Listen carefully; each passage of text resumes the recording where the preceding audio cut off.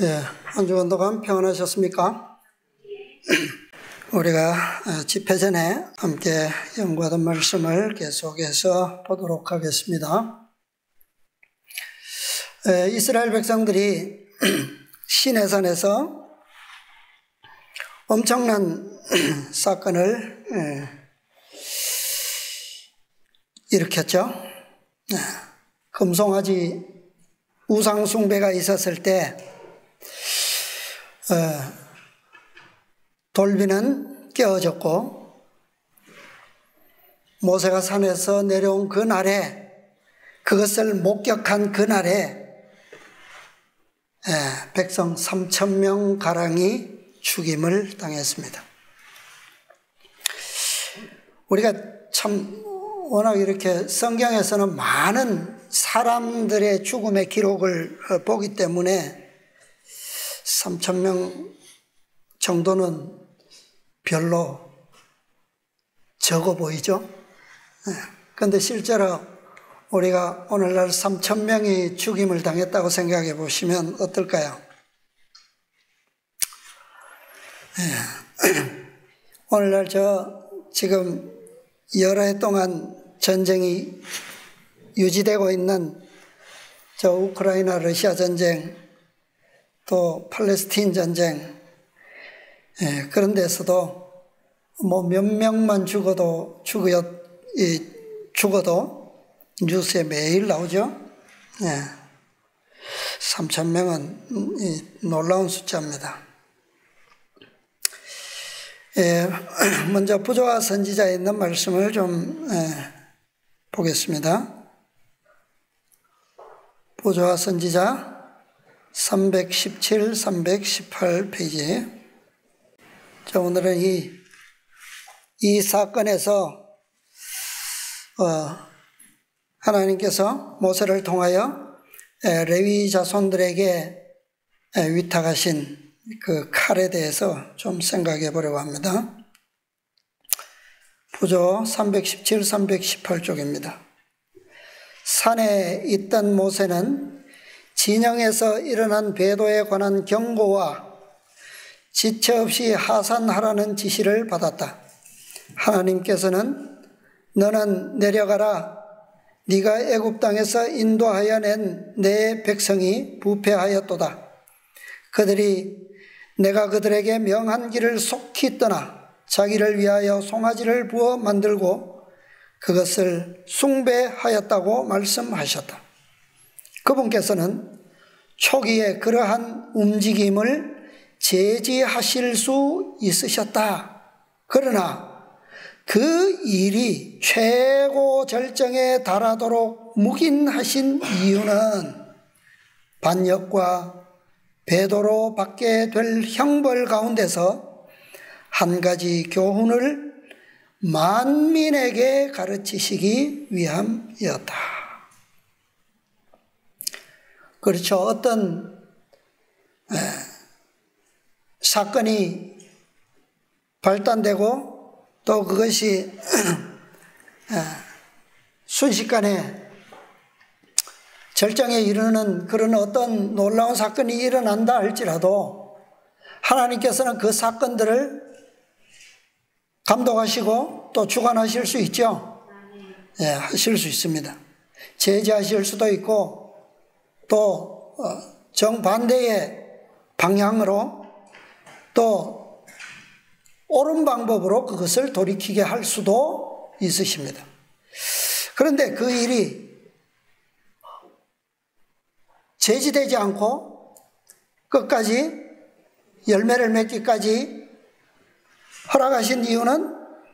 허락하셨다기보다는 묵인하신 이유는 무엇 때문이라고요? 반역과 배도로 받게 될 형벌 가운데서 만민에게 교훈을 가르치시기 위함이었다. 그렇게 말씀하고 있습니다. 자, 그 다음에 좀 많이 넘어가서 324, 325 페이지입니다.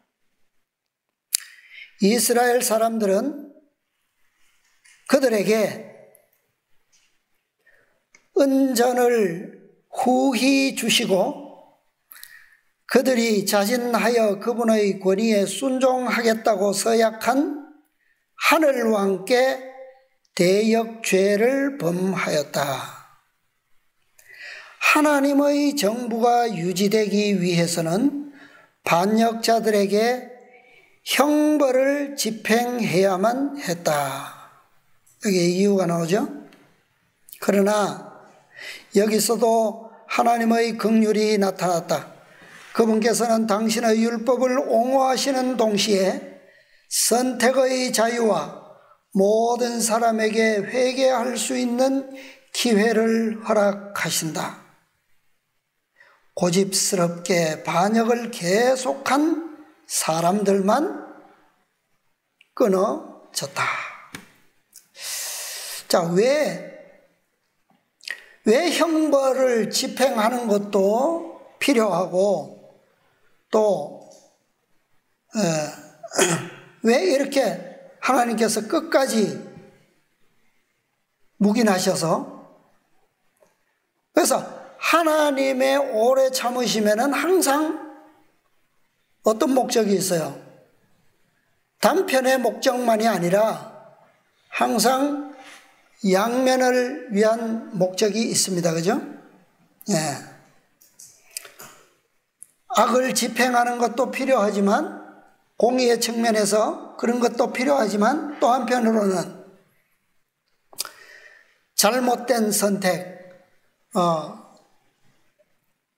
충동적으로 선택한 반역에 가담한 그러한 사람들에게는 또 어떤 기회가 주어져야 한다고요?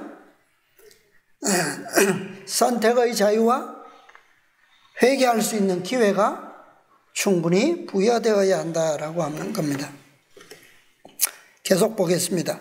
하나님께서 우상 숭배를 불쾌하게 여기신다는 것을 인근 민족들에게 증거하기 위하여 이 죄는 반드시 처벌될 필요가 있었다.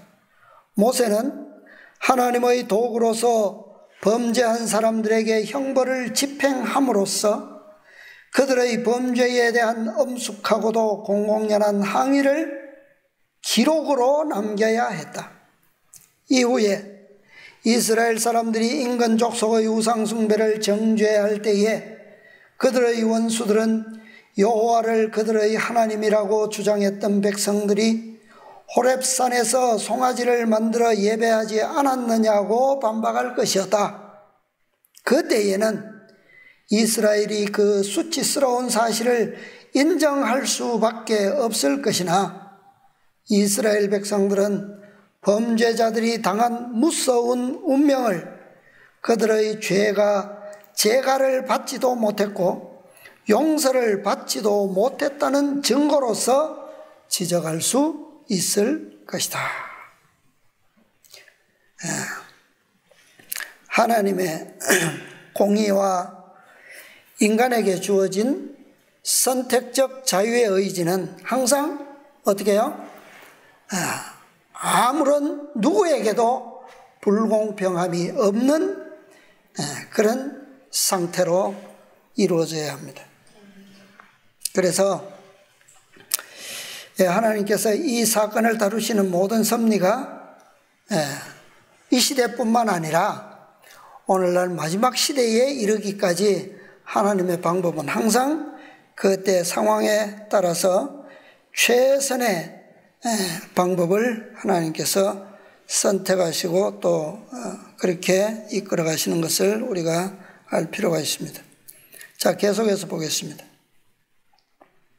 공의 못지않게 사랑도 이들의 죄에 대한 심판이 집행되어야 한다고 요구했다. 그들에게 가해질 형벌은 공의의 측면뿐만 아니라 어느 측면에서도요? 자비의 측면에서도 형벌이 집행되어야 된다는 거예요. 하나님께서는 당신의 백성의 통치자이실 뿐만 아니라 보호자이시다. 그분께서는 반역에 고착된 사람들이 다른 사람들을 파멸로 인도하지 않도록 그들을 죽게 하신다. 가인의 목숨을 살려두심으로 하나님께서는 죄를 처벌하지 않고 방임하는 결과가 무엇인가를 온 우주의 예증에 보여주셨다. 악행에 따르는 심판과 형벌이 즉시로 형벌되지 않고 심판받지 않고 방임되었을 때, 하나님께서 그들의 연수대로 오래 참으셨을 때에 오게 될 결과는 이미 세상에 뭐예요? 세상이라기보다는 여기 말씀 표현으로 어디에? 온 우주에 이미 예정되었다. 네. 그러니까 이 땅에서 일어나는 하나님의 교회와 백성들에 대한 하나님의 다루심은 우리 교회의 측면에서만으로 볼 때 온전히 이해되지 못할 수도 있어요. 그렇죠? 그러나 어떤 측면에서 볼 때, 우주적인 측면에서 볼 때는 이미 모든 것이 다 어떻게 된 것들요? 이미 증명된 것들을 하나님께서는 이 땅에 그런 방법으로 유지하고 계시다는 겁니다.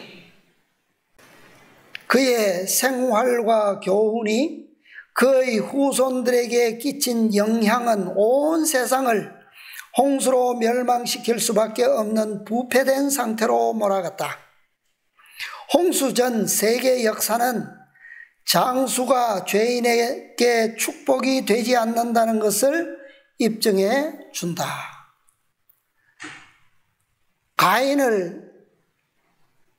가인의 생명을 보존할 수 있는 보증을 주셨어요. 그죠? 표를 주셨어요. 그런데 그의 수명이 닿을 때까지 그를 하나님께서 살려두시고 참아주셨지만 그의 생애는 무엇을 증거할 뿐입니까? 무엇을 증명했어요? 악을 증가시킬 뿐 그의 생애가 회개에 이르지 않고 변화되지 않는다는 사실을 보여주고 있죠. 결국은 그 영향력, 가마력이 세상을 어디로 이끌어갔습니까? 홍수라고 하는 대멸망의 심판으로 이끌어갔다라고 하는 것이 그의 생애를 오래 살게 해두신 증거예요. 원인입니다. 하나님의 오래 참으심이 저들의 사악을 제지하지 않았다. 사람들은 오래 살면 살수록 더 부패하게 되었다. 시내산에서의 배도도 그러했다. 범죄에 대한 형벌이 신속하게 집행되지 않으면 동일한 결과가 다시 일어났을 것이다. 이 세상은 노아의 때와 같이 부패하게 되었을 것이다. 그런데 이전에는 한 번도 이런 심판이 있었어요? 없었어요? 즉시로 형벌이 심판되는 그런 역사는 지금까지 없었어요. 그렇죠? 그런데 왜 시내산에서만큼은 그렇게 신속하게 형벌을 집행할 필요가 있었습니까? 그것이 하나님께서 이스라엘을 무엇으로 세운 이유예요? 교회로 세우신 이유입니다. 교회 안에서는 이제는 한 개인의 영혼의 문제가 아니라 한 사람의 악행과 그 결과는 누구에게까지요? 교회의 운명을 결정짓기까지 영향력을 미친다는 사실을 보여주기 위한 거예요. 만일 이 범죄자들이 처벌되지 않았더라면 가인의 생명을 살려둠으로 일어난 결과보다 더 큰 재앙들이 연달아 일어났을 것이다. 수백만에게 불가피하게 내릴 심판을 막기 위하여 수천 명이 고통을 당하도록 하는 것이 하나님의 긍휼이다. 하나님께서는 많은 사람들을 구원하시기 위하여 소수를 벌하셔야 했다. 그러나 이 방법 속에서도 우리는 한 가지 하나님의 원칙을 결코 간과해서는 안 돼요. 그게 뭐냐? 멸망받은 3,000명 가량의 백성들 중에 단 한 사람도 죽지 않아도 될 사람이 죽임을 당한 사람은 없다라고 하는 겁니다. 반대로 죽임을 당해야 할 사람이 죽지 않고 생명이 허락된 사람도 없다는 거예요. 이 원칙은 항상 하나님의 형벌과 심판의 최우선적으로 다루어지는 원칙입니다. 그뿐 아니라 백성이 하나님께 대한 그들의 충성을 버렸을 때에 그들은 하나님의 보호를 잃어버렸고 그들의 방어벽은 무너져 민족 전체가 원수들의 세력에 노출되었다. 그 악이 빨리 제거되지 않았더라면 그들은 얼마 안 가서 그들의 무수한 강적의 먹이가 되고 말았을 것이다. 이스라엘의 행복과 또 모든 후세대에게 교훈을 주기 위하여 그 범죄가 빨리 처벌되어야 했다. 그리고 죄인들 자신에게 있어서도 그들이 빨리 악한 행로에서 끊어지는 것은 결코 적지 않은 자비스러운 배려였다. 그들의 목숨이 부지되었다 하더라도 그들로 하여금 하나님께 반역하도록 만든 그 같은 정신이 그들 중에 증오와 분쟁을 일으켜 결국 그들은 서로 죽였을 것이다. 하나님께서 꼭 그들의 악을 제지하지 않았을지라도 어떤 결과를 맞았을 거라고요? 자기들끼리 증오와 분쟁을 일으켜서 서로 죽였을 것이다. 무엇이? 동일한 정신이. 자, 하나님께서는 실제로 이런 상황을 단 한 번 이 세상에 허락하실 때가 있어요. 그게 언제일까요? 자기들끼리 스스로 증오하고 분쟁을 일으켜서 서로가 서로를 죽이는 그런 사건, 아마겟돈 전쟁입니다. 마지막 때 최후의 전쟁에서는 하나님께서 이 상황까지 그들을 허락하실 거예요. 네. 왜? 그때는 이미 무엇이 결정되었어요? 하나님의 백성들은 이미 거룩한 한 백성으로서 단이 어떻게 되어 있어요? 묶여져 있습니다. 그렇기 때문에 이들을 하나님께서는 그 상황까지 허락하실 겁니다. 그 범죄가 빨리 그리고 매우 가혹하게 처벌된 것은 세상에 대한, 이스라엘에 대한, 그리고 범죄자들에 대한 무엇이라고요? 사랑에서였다. 자, 이 사건에서 우리가 보면 3,000명 가량이 그날에 죽임을 당했는데 누구에 의해서 죽임을 당했습니까? 누구든지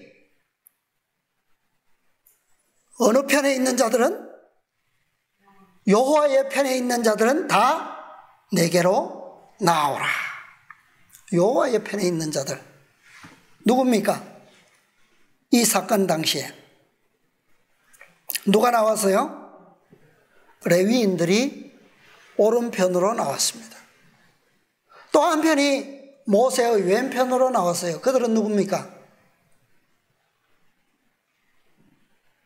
돌이키고 우상숭배에 충동적으로 참여했지만 회개하고 돌이켜 돌아온 자들, 그들은 왼편의 세움을 받았습니다. 그런데 오른편도 좌편도 아닌 사람들은요, 나오지 않았겠죠. 그들은 죽임을 당했어요. 자, 왜 이 두 편이 있어요? 두 편이 있는데 누구에게 이 사명을 맡겼습니까? 모세가 베도의 적극적인 형제와 가족들을 죽이는 일에 누가 선택받았죠? 레위인들. 의미가 뭘까요? 왜 레위인들이 그 사명을 받았을까요? 안식일은 무슨 표라고요? 자, 지난 시간에 모세가 40일 후에 하나님의 명령에 의해서, 지시에 의해서 내려왔죠. 내려왔는데 그 광경을 목도했어요. 그 날이 무슨 날이었다고요? 우상 숭배자들이 먹고 마시며 춤추고 우상에게 절하고 있는 그 날이 무슨 날? 안식일이었다.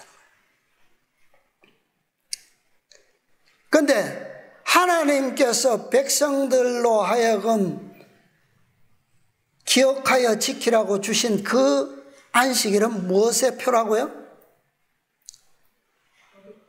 거룩하게 하는 성화의 표다. 내가 너희로 대대로 이 표징을 안식일로 삼았다. 그죠? 네. 나는 너희를 거룩하게 하는 여호와인 줄 알게 하려 하여 내가 이 안식일을 너희에게 주었노라. 네. 그런데 이 축제에 안식일을 더럽히는 우상숭배의 이 축제에 참가하지 않은 백성들이 유일하게 누구였다고요? 레위인들. 극과 극이죠. 네. 오늘날 셋째 천사의 기별이 가리키는 안식일의 의미는 바로 거룩한 품성입니다. 네. 그죠? 네. 안식일을 지킴으로 율법을 순종하는 백성들이 그들의 품성으로 거짓 안식일로 율법을 더럽히는, 안식일을 더럽히는 자들을 심판하게 하는 것이 하나님의 뜻이에요. 일곱째 날만, 제7일의 안식일을 날로만 안식일로 지키는 것이 아니고, 그것이 안식일 준수자가 아니고 어떻게 해요? 진정한 제7일의 안식일의 준수는 뭡니까? 거룩한 품성을 이룰 수 있는 안식일 준수가 되어야 된다는 거예요. 네. 금송아지 숭배자들도 안식일을 지켰어요. 그죠? 지켰어요. 그러나 거기에는 안식일이 줄 수 있는 그런 능력도, 거룩함도, 안식도, 평안도, 기쁨도 없어요. 그들이 먹고 마시고 즐겨 뛰노는 것은 기쁨의 춤이 아니라 뭐예요? 그것은 광신의 춤인 거예요. 광신. 네. 거기에는 참된 어떤 축복도 있을 수가 없습니다.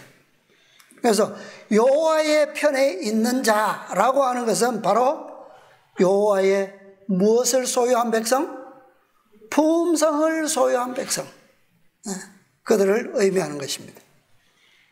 그래서 참 안식일을 지키는 백성들의 품성이 거짓 안식일의 윗선과 기쁜 척하고 평화로운 척하고 평안한 척하고, 그죠? 능력이 있는 척하고 그런 윗선과 배도를 드러내고 정죄할 수 있는 거예요. 품성이 없는, 우리가 입으로만 지키는 안식일 준수는 어떤 방법으로든 그들을 정죄할 수가 없습니다. 네. 자, 왜 레위인들이 이때에 정반대의 길에서 하나님께 충성할 수 있었는가? 자, 창세기에 있는 말씀 찾아보겠습니다. 창세기 34장. 창세기 34장 25절로 27절 말씀 보겠습니다. 자, 우리 앞에 있는 내용은 좀 생략했는데요. 25절로 27절 읽어주세요.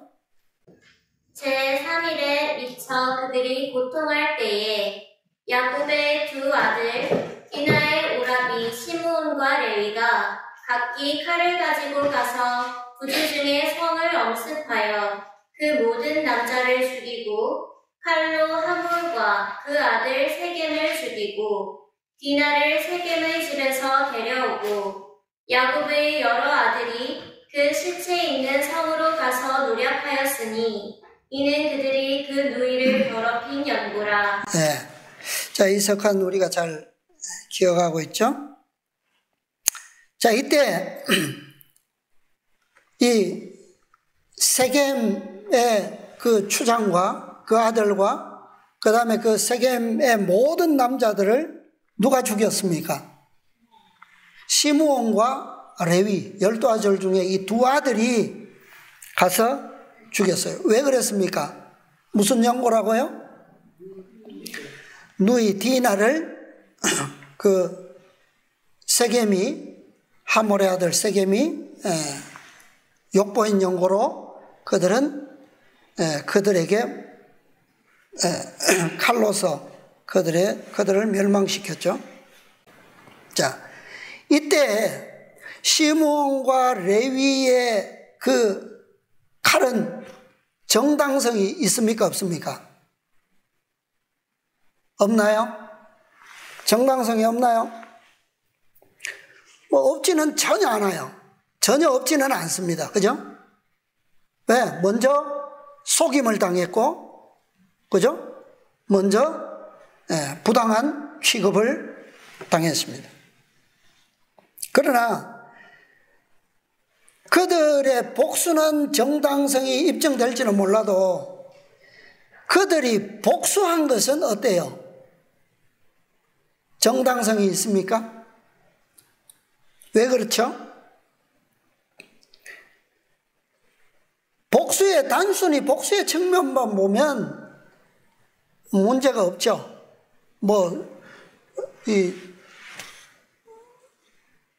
숫자적으로 많은 살인을 저지르는 어떤 그런 측면으로 보면, 무게로 보면 다르겠지만, 그러나 그들의 복수는 어떻게 저질러진 겁니까? 철저하게 무엇으로 된 거예요? 윗선으로 된 거죠. 그죠? 속임수로 이루어진 복수입니다. 그러니까 그들의 칼의 명분은 정당성이 있지만, 그러나 그 정당성을 위하여 무엇을 했어요? 또 다른 악을 저질렀죠. 그죠?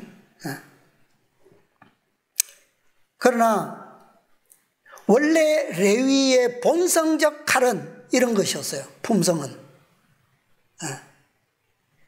그러나 레위의 이런 복수심의 품성은 변화되었고, 그가 거짓과 위선을 통해서 복수했던 그 칼은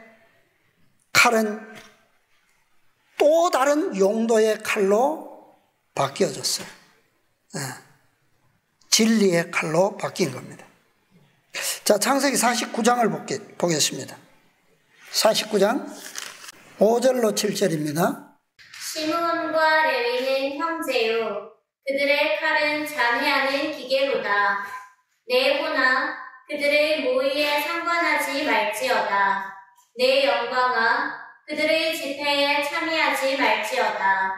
그들이 그 분노대로 사람을 죽이고 그 혈기대로 소의 발목 힘줄을 끊었음이로다. 그 노염이 혹독하니 저주를 받을 것이요, 분기가 맹렬하니 저주를 받을 것이라. 내가 그들을 야곱 중에서 나누며 이스라엘 중에서 흩으리로다. 예.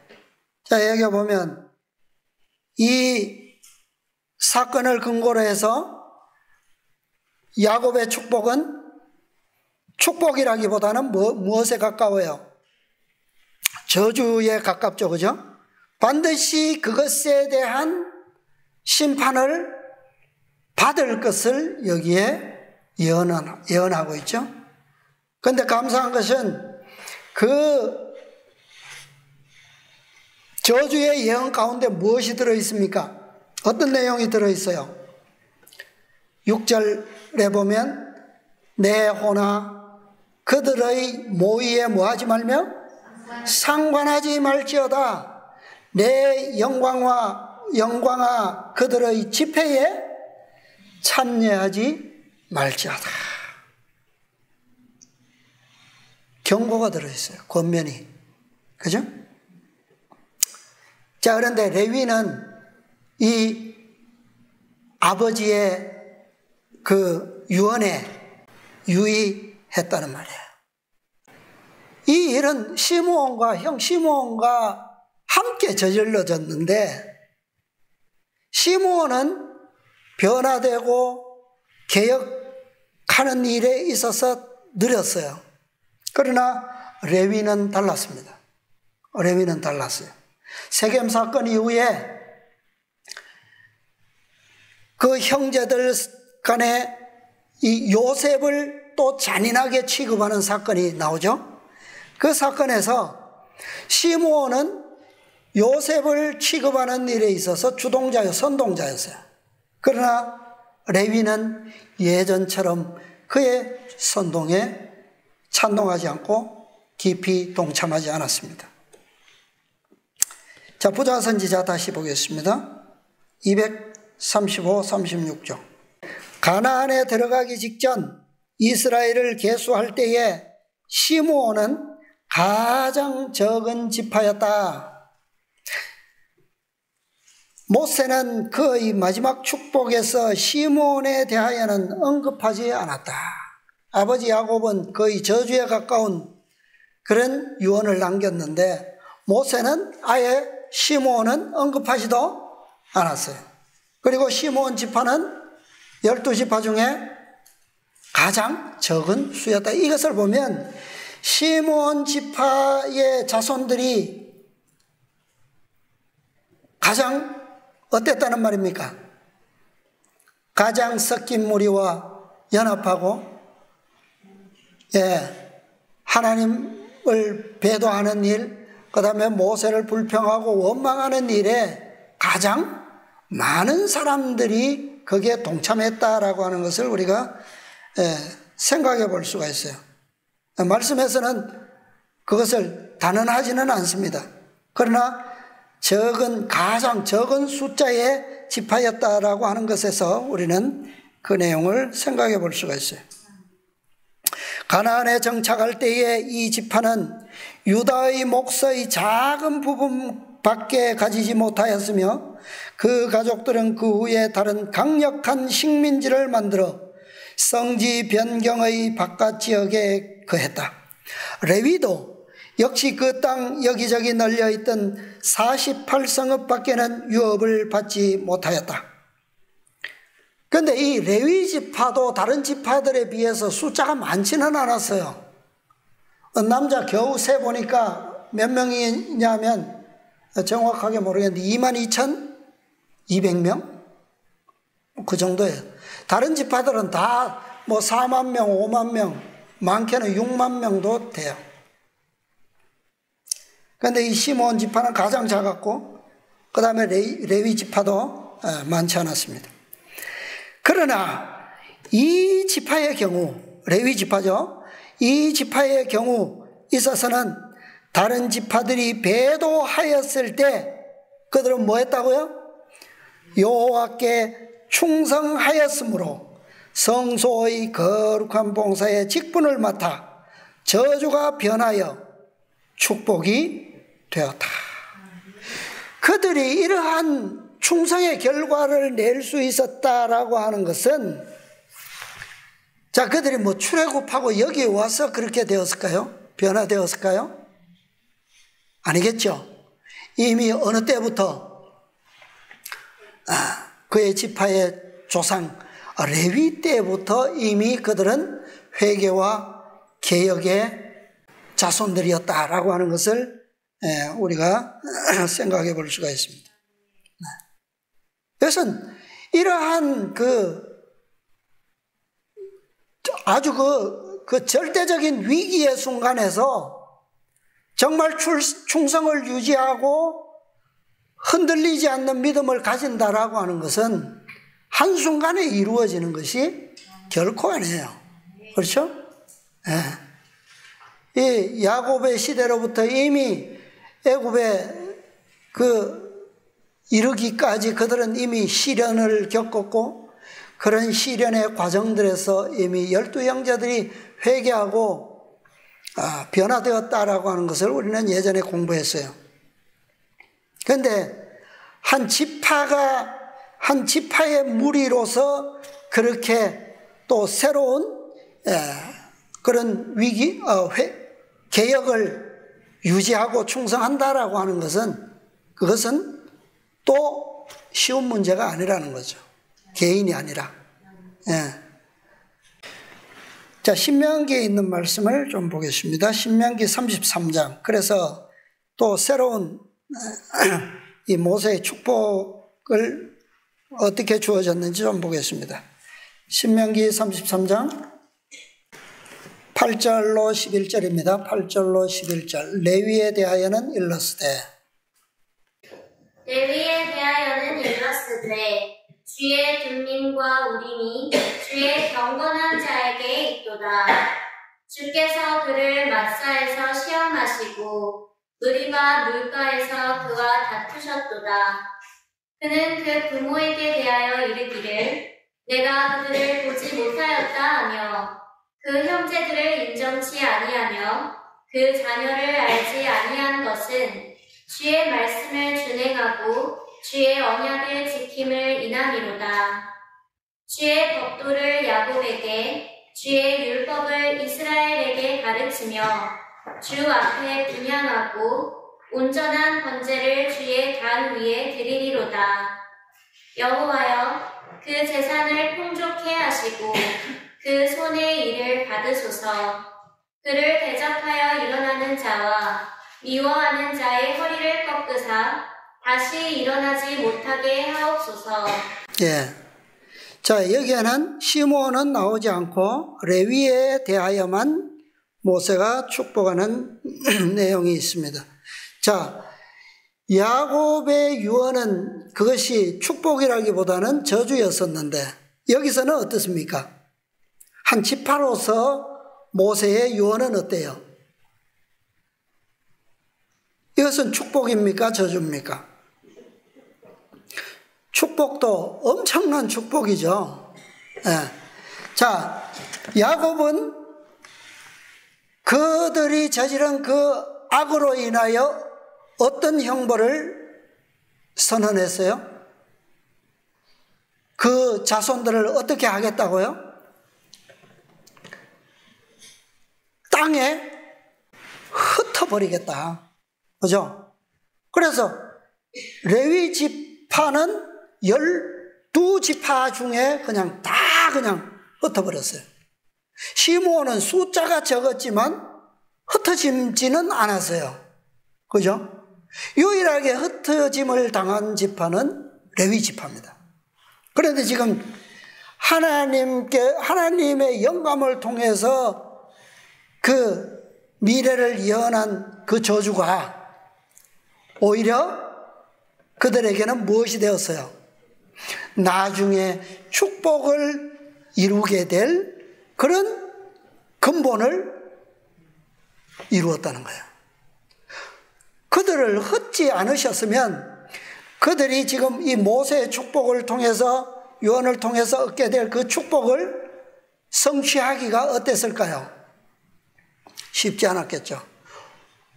온 야곱의 자손들을 가르치고 주의 율법을 야곱에게 이스라엘에게 가르치는 그러한 일을 하기에는 오히려 전 세대에서 그들을 흩음으로써 오히려 하나님의 축복이 그 지파에게 어떻게 해요? 더 쉽게 이루어질, 성취될 수 있었다라고 하는 겁니다. 자, 이제 과거에 있었던 그 레위의 복수의 칼, 그 칼은 어떤 칼로 바뀌었습니까? 어떤 칼로 바뀌었어요? 방금 모세의 축복에서는 바로 이스라엘을 가르치고 야곱에게 하나님의 법도를 율법을 가르치는 그런 혀로서 말로서 백성들을 가르치는 그런 불꽃의 칼로 바뀐 거예요. 예. 그죠? 예. 복수심에 찼던 그 언어, 그들의 말, 혀는 어떻게 해요? 완전한 진리의 불꽃으로 변화되었습니다. 자, 교육 148쪽입니다. 교육. 야곱의 아들 중에 레위는 매우 잔인하고 복수심이 강한 사람 중 하나였고 세겜 사람들을 속여서 죽이는 일에 가장 죄가 큰 두 사람 가운데 하나였다. 그 자손들에게 그대로 나타난 레위의 특성은 하나님께로부터 내가 그들을 야곱 중에서 나누며 이스라엘 중에서 흩트리로다 라는 선고를 초래하였다. 그러나 회개는 개혁을 일으켰고 다른 지파들의 배도 중에도 하나님께 충성을 지켰으므로 그 저주는 가장 큰 영광의 증거로 바뀌어졌다. 하나님의 계획 안에는 어떠한 심판, 어떠한 형벌 가운데서도 무엇이 들어있어요? 만 백성을 위해서도 물론이고 그들 자신들을 위해서도 하나님의 가장 공의롭고 자비로운 그런 계획에 의해서 이루어지는 겁니다. 우리는 어떠한 섭리도 의심하거나 불평할 이유가 없습니다. 그렇죠? 네. 그래서 레위가 받은 이 모세의 축복 가운데 있는 이 축복은 그의 회개와 개혁이 결코 과거처럼 윗선이 아니라고 하는 것을 보여주는 거죠. 네. 개혁이 없는 회개는 결코 이런 축복에 동참할 수가 없죠. 없습니다. 이제 그가 가진 이 진리의 불꽃은 하나님의 공의의 율법과 사랑의 품성을 통해서 악인들의 거짓을 폭로하고 심판하게 되는 겁니다. 자, 교회정은 7권 7정은 243페이지.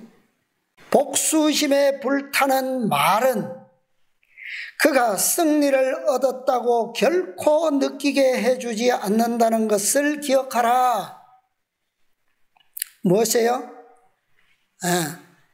자, 우리가 순간적으로 정말 어떤 상대에게 이런 복수에 찬 그런 혀를 움직일 때가 있어요.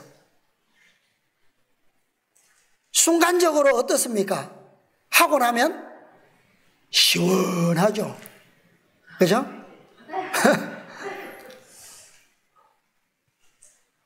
뭐 몇 년 묵은 뭐가 뻥 뚫리는 듯한, 그동안 얼마나 그냥 속상하고 그랬는데 딱 해주고 나면.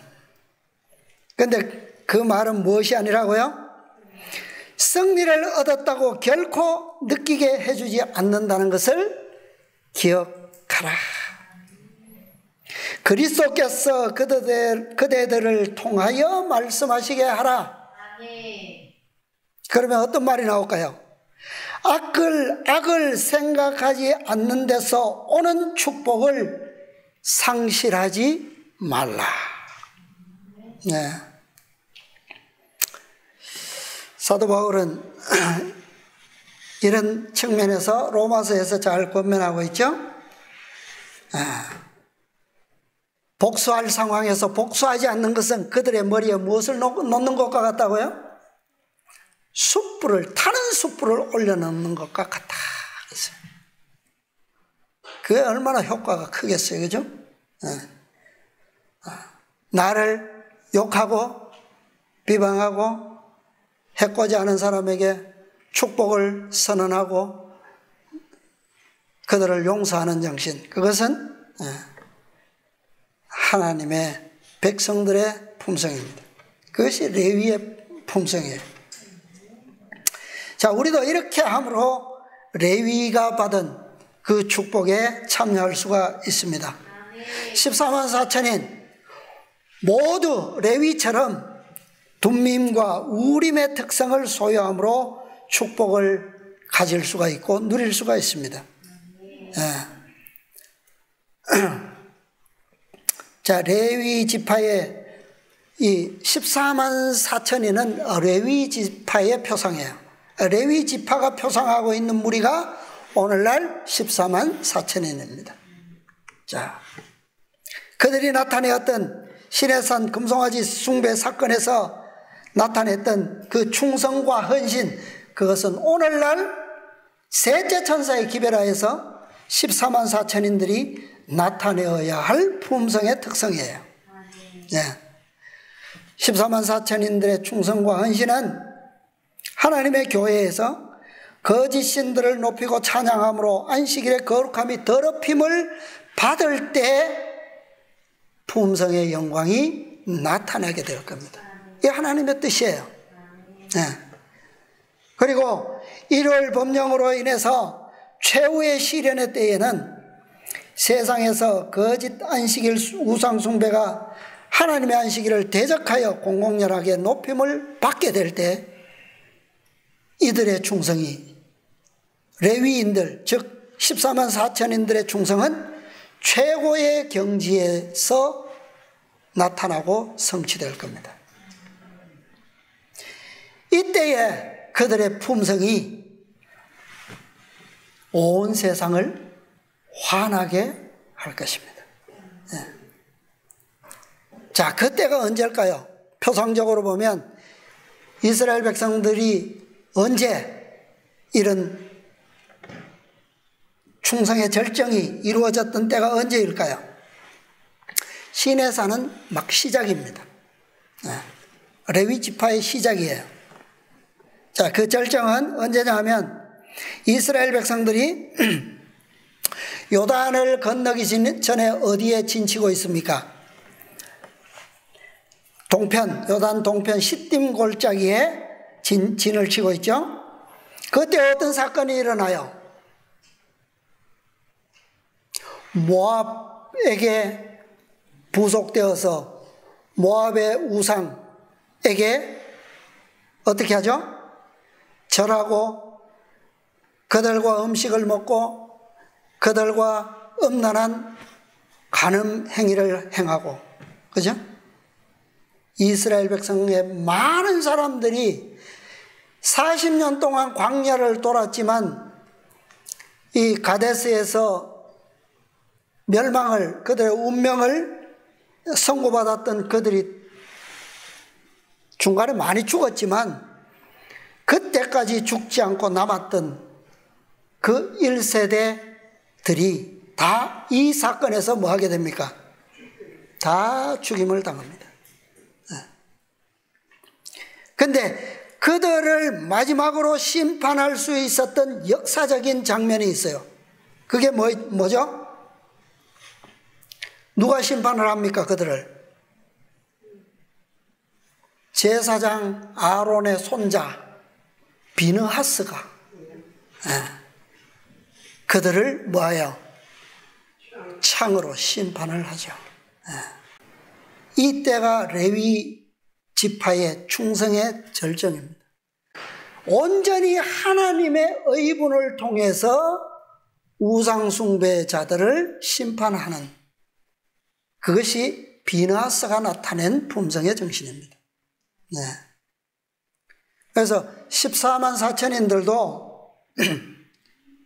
지금은 우리가 어떻게 무엇으로 심판합니까? 칼로 심판해요. 행위로 막 심판합니다. 그런데 우리도 결정적일 때는 무엇으로 하죠? 칼로 심판하지 않을 거예요.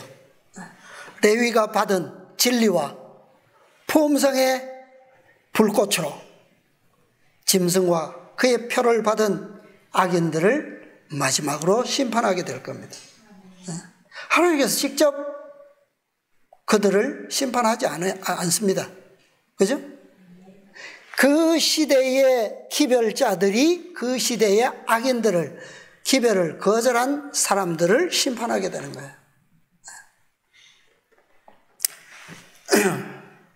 그래서 시내산에서 레위인들이 가졌던 그 사명은 바로 세상 마지막 백성들, 하나님의 백성들이 가진 사명과 동일합니다.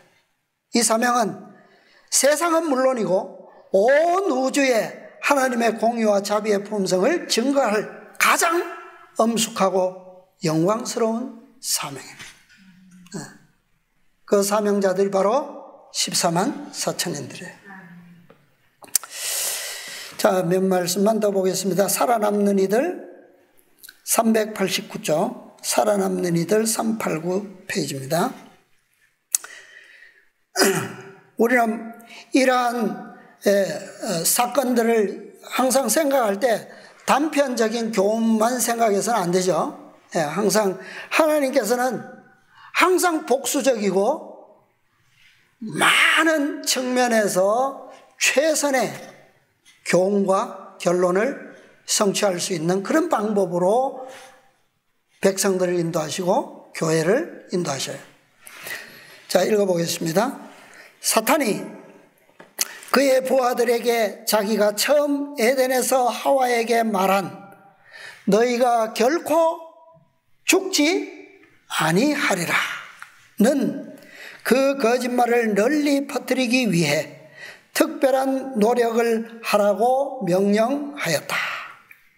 그리하여 사람들이 그 오류를 받아들이게 되면 사람의 목숨이란 영원히 사라지지 않는 것이라고 믿게 되고 사탄은 죄인들이 영원히 불행한 생애를 살아야 한다고 믿게 한다. 자, 오늘날 이 세상에 충만하죠. 하나님을 믿지 않는 사람은 물론이고 하나님을 믿는 사람에게서도 이러한 사상들이 여전히 남아있어요. 그리하여 사탄은 그 대리자들을 통하여 사람들에게 하나님은 복수심에 불타는 독재자라고 가르치고 하나님께서는 자기를 좋아하지 않는 자를 다 지옥에 던져넣어 자기의 진노를 영원히 느끼게 하며 또 그들이 참을 수 없는 고통을 당하게 하고 영원한 불 속에서 꿈틀거리며 고통할 때에 하나님께서는 만족한 얼굴로 저희를 내려다 보실 것이라고 가르친다. 사탄은 사람들이 만일 이 오류를 받아들인다면 그들이 하나님을 사랑하고 찬송하는 대신에 그를 미워할 것이요 또한 많은 사람들이 하나님께서 자기의 창조한 자들을 영원한 고통 가운데 던지는 것은 그의 자비와 사랑의 성품에 반대되는 일이기 때문에 성경에 나타난 경고의 말씀이 글자 그대로 성취되지는 않는다고 믿게 할 것이었다. 얼마나 잘못된 해석입니까? 그죠? 그래서 이 거룩한 사명, 레위인들의 사명이었고 최종적으로는 14만 4천인들이 성취하게 될 사명, 그 사명의 성취를 위해서 누가 오신 겁니까? 그리스도께서 오신 거예요. 그리고 그분께서는 우리를 위한 완전한 모본을 남겨주셨습니다. 자, 주석에 있는 말씀 한 말씀 찾아보겠습니다. 이사야 53장 7절 9절 주석입니다. 제목은 사단이 그리스도를 공격했지만 복수심을 촉발시키지는 못함. 사단은 모든 점에서 그리스도를 공격했지만 그분은 생각으로나 말로나 행동으로도 범죄하지 않으셨다. 그는 광포함도 그 입에 괴사도 없으셨다. 아무리 정당성이 있다 할지라도 속여서 하는 것은 안 되죠. 그죠?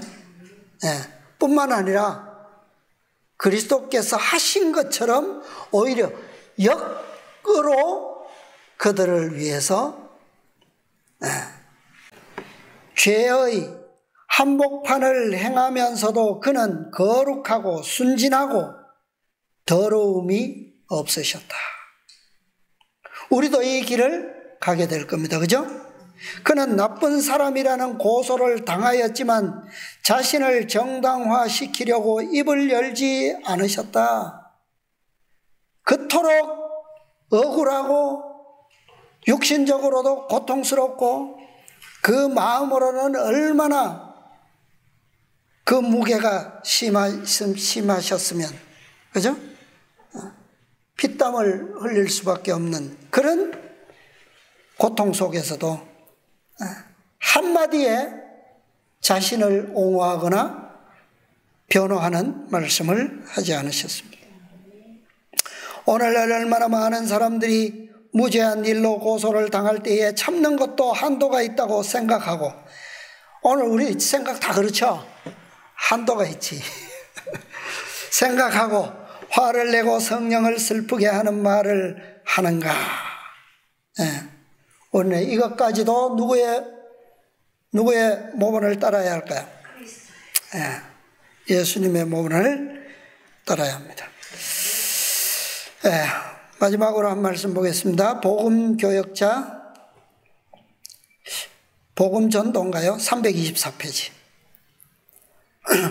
우리는 주의 백성으로서 구세주께서 취하신 것과 같은 태도를 취해야 한다. 그리스도께서 모세의 시체에 대하여 사단과 다투실 때에 감히 회방하는 판결을 쓰지 못하고 다만 말하되 주께서 너를 꾸짖으시기를 원하노라고 하셨다. 그리스도께서는 노를 바랄 만한 충분한 이유가 있으셨지만 사단은 그에게서 복수심을 일으킬 수 없어서 실망하였다. 사단은 예수님께서 행하시는 모든 일에 대하여 곡해시키려고 애썼지만 구주께서는 그에게 그런 기회를 주지 않으셨으며 변명 같은 것도 말씀하지 않으셨다. 주께서는 사탄의 방향 없고 삐뚤어지고 확실치 못한 길을 따르기 위해서 진리의 곧은 방향에서 돌이키지 않으셨다. 우리의 완전한 모본은 이것밖에 없습니다. 복수심에 대한 추호의 한마디나 어떤 행동의 결과도 우리는 그리스도 앞에서는 할 말이 없습니다. 우리는 온전히 내려놓아야 돼요. 우리의 마음속에 있는 어떤 악한 발로의 말이나 그것도 그리스도의 십자가 안에서 다 일소되어야 합니다. 레위의 회개와 변화는 개혁은 바로 이런 그리스도의 십자가를 통해서 이루어졌고 성취된 것입니다. 이 지파를 표상하는 14만 4천인 레위인들에게 주어졌던 사명, 레위인들에게 주어졌던 축복, 대단한 거죠. 놀라운 특권이고 그 누구도 대신할 수 없는 축복이고 사명이에요. 14만 4천인들만이 감당할 수 있는 이 놀라운 특권과 축복의 사명을 위해서 우리 모두 그리스도의 유일하신 그 모본을 우리도 깊은 회개와 개혁을 통해서 온전히 이루시고 성취하게 되는 우리 모두가 되시기를 바라면서 말씀을 마치겠습니다. 하늘에 계시는 감사하신 저희들의 아버지, 오늘도 비천하고 가련한 저희들을 아버지의 귀한 백성으로 삼아주시고 또 말씀과 기별을 보내셔서 우리의 연약하고 부족한 마음에 채우셔서 아버지의 그 귀하신 영광으로 채워주셔서 이 자리에 불러주셔서오니 감사합니다.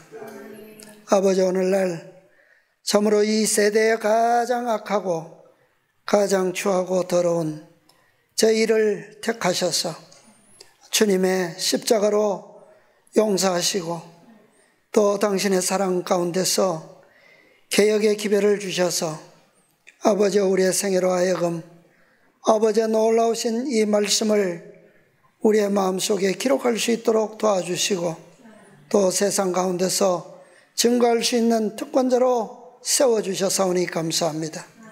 아버지 아직은 우리가 부족하고 연약합니다.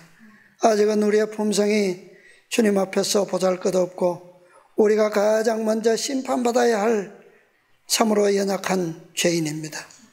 아버지 그러나 주님께서는 어떠한 죄인도 회개할 때에 붙드시고 돌이키게 하시고 또 어떠한 개혁의 순간에도 충성할 수 있도록 아버지여 우리를 병케 하실 능력과 은혜가 넘치는 분이심을 우리가 믿게 도와주시옵소서.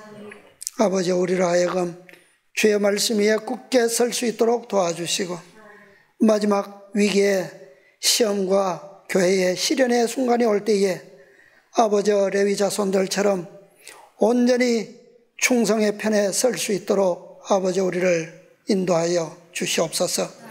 온 세상은 이제 마지막 최후의 연극의 순간이 오고 또한 거짓 안식일을 세우고 그 앞에서 하나님이라고 부르짖으며 참으로 그들에게 절하며 거짓 신에게 숭배할 그러한 위기의 순간이 옵니다. 아버지 그 순간에 참으로 진리에 대하여 그들의 세운 오류를 올바르게 지적할 수 있도록 도와주시고 참으로 그 악행을 참으로 진리의 편에서 올바른 증언을 할 수 있는 그런 충성을 우리 모두가 가질 수 있도록 아버지 축복하여 주시옵소서. 아버지 그러기 위하여 이 은혜의 때에 주어진 개혁과 회개의 기회들을 우리가 잘 지혜롭게 활용할 수 있도록 도와주시고 믿음으로 주님 앞에 세움을 입을 수 있도록 축복하여 주시옵소서. 아버지 아론이 그 큰 범죄의 중심에 서 있을 때이라도 아버지 모세의 중보와 또한 그의 회개를 통하여 아버지께서 그를 받으시고 또 놀라운 특권의 자리에 세워주신 것을 우리가 압니다.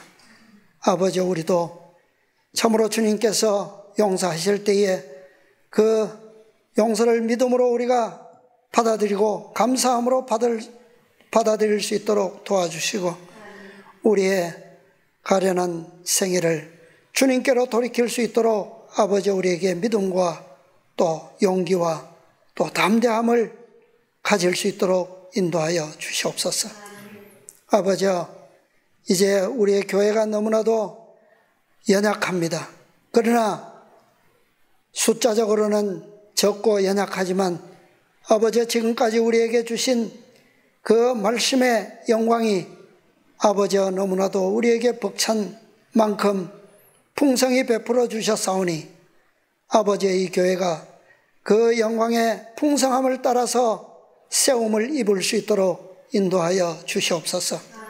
이 운동에 참여한 모든 백성들 세상에서는 보잘것없지만 주님 앞에서는 참으로 놀라운 충성자들이 다 될 수 있도록 도와주시고 참으로 마지막 위기의 순간에 아버지의 영광을 옹호할 수 있는 그런 백성이 다 될 수 있도록 축복하여 주시옵소서. 우리에게 베풀어진 저주의 선포가 온전한 축복으로 변화될 때까지 아버지 우리가 결코 믿음을 놓지 않도록 성령을 통하여 우리를 인도하시고 도와주시옵소서. 우리와 함께하지 못한 사랑하는 가족들이 있습니다. 그들도 인도하여 주셔서 우리와 함께 이 놀라운 축복의 순간에 세움을 입을 수 있도록 도와주시옵소서. 아버지여 우리가 지금까지 베풀지 못한 주님의 은혜와 주님의 영광의 그 특권들을 아버지여 사심없이 그들에게 베풀 수 있도록 도와주시고 나누어 줄 수 있도록 도와주시옵소서. 우리의 마음속에 도사리고 있는 어떠한 숨은 복수심이나 또 그들에 대한 어떠한 저주의 생각이라도 아버지여 일순간도 품지 않을 수 있도록 아버지여 매 순간 우리를 지키시고 함께하여 주시옵소서. 아버지 오늘 남은 시간도 은혜 베풀어 주시고 이 안식일을 기억하여 참여한 모든 성도들 다 주님의 넘치는 축복과 평안과 기쁨과 능력을 경험할 수 있도록 도와주시옵소서. 새로운 한 주간도 승리하는 한 주가 될 수 있도록 도와주시고 아버지와 특별히 또 먼 길에 또 주님의 말씀을 사랑하여 찾아온 우리 사랑하는 형제에게도 은혜와 무한하신 축복이 풍성히 임할 수 있도록 은총 베풀어 주시옵소서. 이 시간에 베푸신 은혜와 구원을 인하여 심히 감사드리옵고 우리 구주 예수님의 이름으로 기도드리옵나이다. 아멘.